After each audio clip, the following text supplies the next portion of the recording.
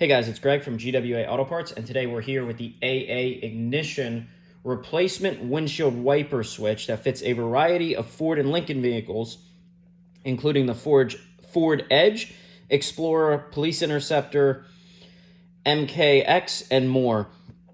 Now, this wiper switch installs on the steering column, and it's a direct replacement for the factory switch. As you can see here, the switch includes everything for the wipers, for the windshield spray. It has the push button on the end, and your wiper selection here as well as here. This part uses the factory electrical connector here.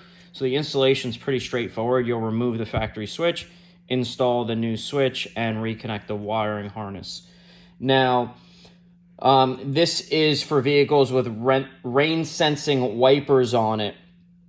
If you're not sure if your vehicle has rain sensing wipers, you can match up the iconography here on the switch and make sure that this iconography matches your switch exactly. If you do have any other additional questions about whether or not it fits your vehicle, please feel free to reach out to us. We'll be glad to help.